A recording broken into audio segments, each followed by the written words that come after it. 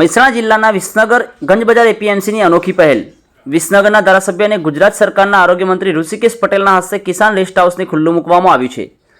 સમગ્ર રાજ્યમાં પ્રથમ કિસાન રેસ્ટ હાઉસ તૈયાર કરવામાં આવ્યું. 3 માળનું 48 રૂમનું કિસાન રેસ્ટ હાઉસ તૈયાર કરવામાં આવ્યું છે.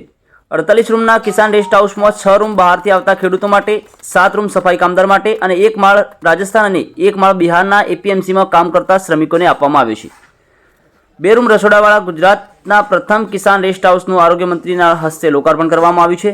3.5 કરોડ ખર્ચે શ્રમિક અને ખેડૂતોને અપાઈ સગવડ. વિસનગર ગંજબજારના ચેરમેન સહિત હોદ્દેદારો અને વેપારીઓ સહિત સ્થાનિક આગેવાનોની ઉપસ્થિતિમાં સમગ્ર શુભારંભ કરવામાં આવ્યો છે. વધુ સમાચારો અને અપડેટ્સ માટે જોતા રહો online TV news. Sohil Memon સાથે ફારૂક મેમણ, ખેરાલુ.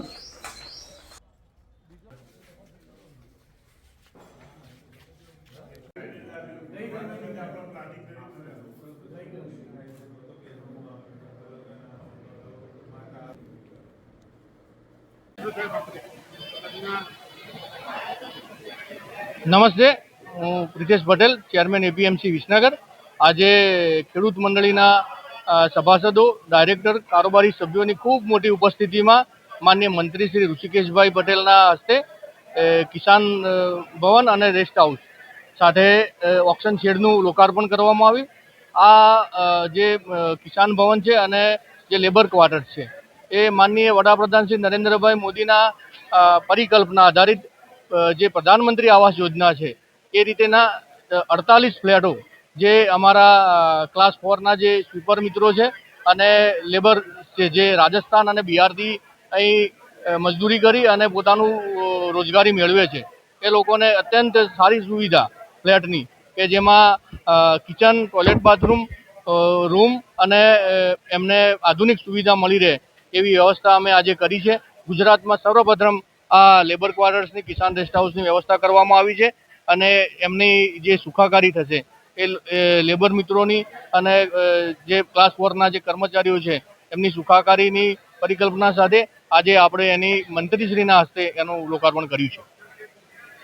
ઓક્શન સેટ 1.5 કરોડ રૂપિયાના ખર્ચે આપણે કિસાનો અને વેપારીઓના લાભાર્થે આપણે કોટન શેડનું લોકાર્પણ કર્યું છે.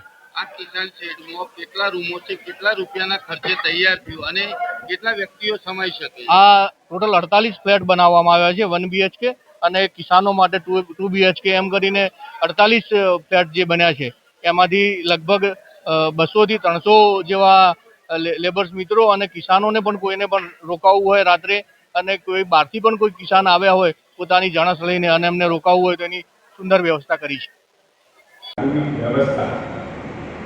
અને સાથે સુંદર મજાનો જે જ્યાં આગળ આપણે બેઠા છીએ એવો કોટન શેડ છે.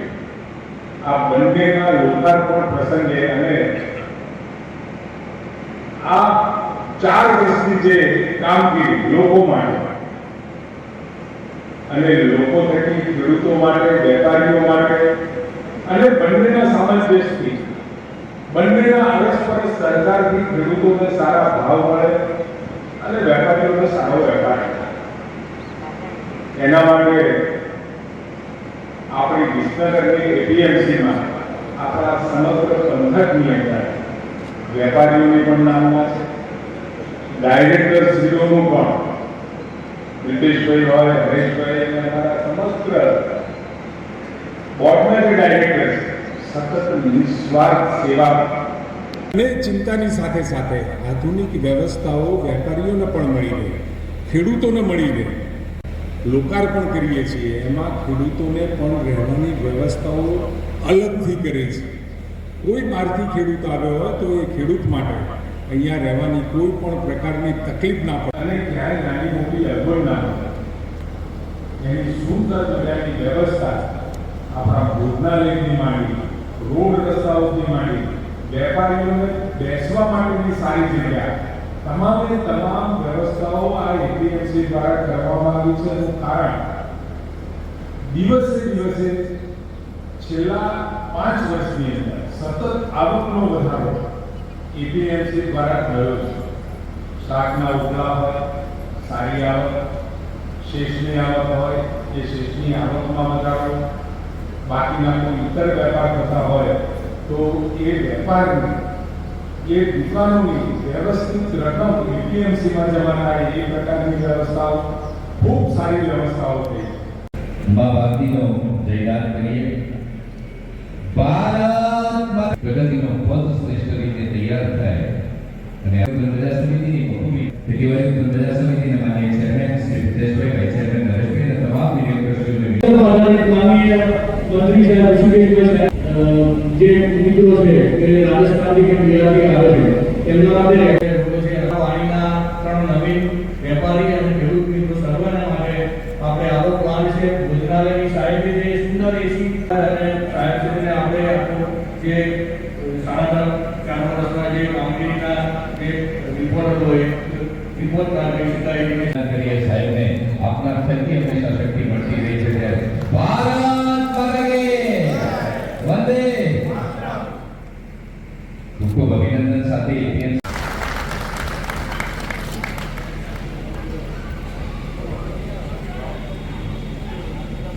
ઇન્ચાર્જ સેક્રેટરી અમિત સાહેબને વિનંતી કરું છું મુખ્યથી માન્ય મંત્રી શ્રી ઋષિકેશજી સાહેબનું અભિવાદન કરવા માટે કાર્યોની ગુજરાત સાથે અને પ્રમુખશ્રી અને એમના હોદ્દેદારો દ્વારા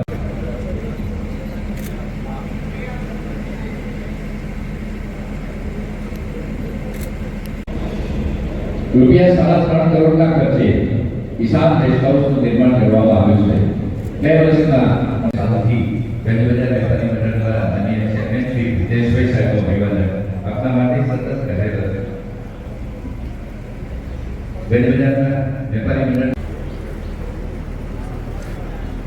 વેપારી મંડળના હોદ્દેદારોને વિનંતી કરું છું માનનીય પ્રિતેશભાઈનું સન્માન કરવા માટે. માનનીય ચેરમેન શ્રી પ્રિતેશભાઈના સન્માન માટે વિનંતી છે. રામ મારવાડી, પ્રભુરામ મારવાડી, રમેશભાઈ પરમાર અને ભરતભાઈ પરમારને ચારેય મિત્રો મંચ પર પધારશે અને માનનીય મંત્રી શ્રી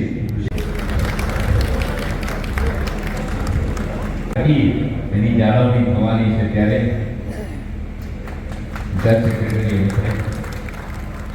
મંચસ્થ જે તાલુકાની અને શહેરની જવાબદારીમાં છે એ તમામ પદાધિકારીઓ અને હોદ્દેદારોને મારી એક વિનંતી, આવતા સમયમાં પાણી સિવાય ધાર નથી.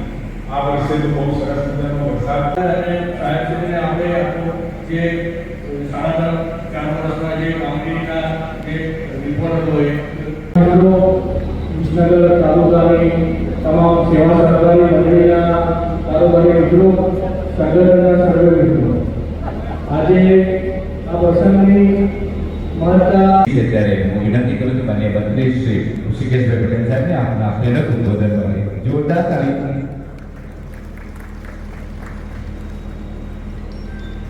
માટેની અનેક પ્રાર્થનાઓ કરી અને પ્રગતિના પથ પર આગળ વધીએ છીએ. ત્યારે માનનીય ચેરમેન શ્રી વિદેશભાઈ પટેલ સાહેબને વિનંતી કરું છું. આ બધા જે વિવિધ વિકાસના પ્રકલ્પો શેડ છે, રોડો છે, વાણીના 3 નવીન વેપારી અને ખેડૂત મિત્રો સર્વના માટે આપણે આવો પ્લાન છે. ભોજનાલયની સાહેબ જે સુંદર એસી પોતાના એ પાણી બચાવવાનું છે અને પાણી આપણી ડિપોઝિટ જેમ બેંકમાં જમા કરાવીએ એમ પાણી થકી ડિપોઝિટ તળિયામાં જમા કરાવવાનું કામ આપણે કરવું છે.